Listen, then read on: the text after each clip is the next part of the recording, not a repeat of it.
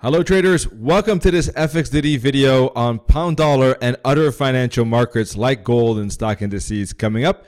First of all though, before we take a look at the charts, be aware of this risk disclaimer. It explains the fact that trading for exchange and global financial markets is considered high risk, may not be suitable for everyone. Please seek the advice of an independent financial advisor for more information on that. And this video is for informational and educational purposes only. Don't forget to subscribe to the FXDD YouTube channel to catch more of these videos from Nennet and myself. And if you want to join the live webinars, you could do so through these links. Top one for live trading, bottom one for live educational webinars, and all of those, of course, are uploaded to the FXDD YouTube channel. All right, so pound USD moving up in a large uptrend here. Of course, fueled by positive Brexit news that the deal between the EU and UK is getting closer, and eventually there was very likely that a deal is reached. Now the question is, will it break through and also get acceptance by the UK Parliament? That's still, of course, a big question. That's probably part of the reason why we see such a big wick on top of the 4-hour candle on the pound dollar. So things remain a little bit unsure about that part, and this weekend is going to be important. So keep that in mind. I think that obviously there was a huge momentum here on the pound dollar. It went all the way up from 121 to 130. 130 is a strong resistance level. So I think part of that could have been caused by the natural kind of barrier that we have here with the minus 61.8 target at 129.60 and the round level of 130. Really bouncing all the way here from 120 up to 130 is not a small thing. 122 to 130 here.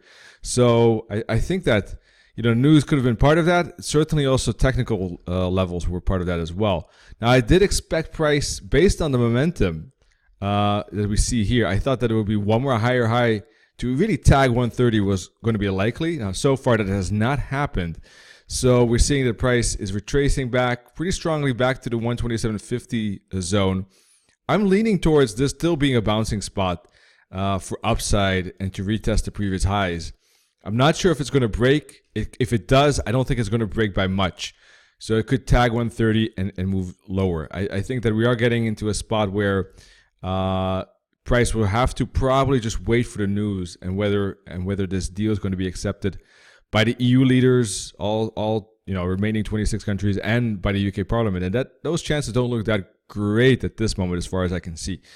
So if the UK Parliament would approve it, I then could see this push above 130. So that could push it above 130. So I'm not saying it's impossible, but for the moment, from a technical point of view, I think a bounce up, retest of the high end 130, yes, but a break of 130 would, it has to be fueled by something bigger than just technicals. It would have to be probably a very positive Brexit development. Now, if Brexit doesn't take place, then of course this upside could be limited maybe to 129, 129.50, 130. And that could start a bigger correction, maybe back down to 125, and kind of like an ABC correction.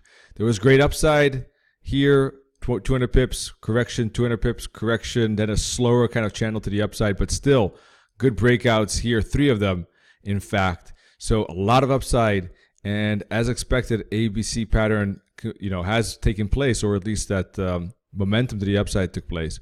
Whether this is wave C, of course, still remains to be seen, but now the question is, if the wave C is finished, then it could head back, towards 125, as I said, towards the weekly pivot point, and maybe even lower if Brexit is looking that there could be maybe some chaos or not looking good, question mark, maybe just uncertainty in general, right? What's going to happen if UK Parliament says no, and there's going to be an extension. Will Boris Johnson do that extension, etc.? So that uncertainty could kick this back lower.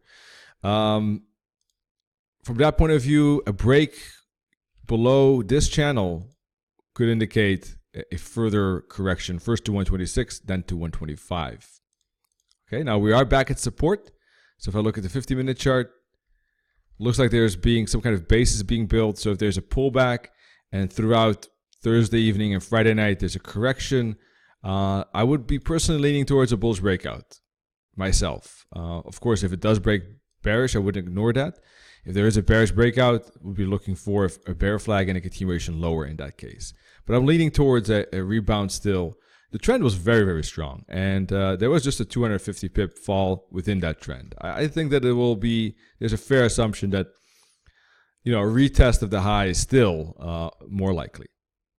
All right, S&P 500, Dow Jones, Dow Jones 30 is this chart. And we're looking at basically an upside here. We had maybe a triangle here, A, B, C, D, E.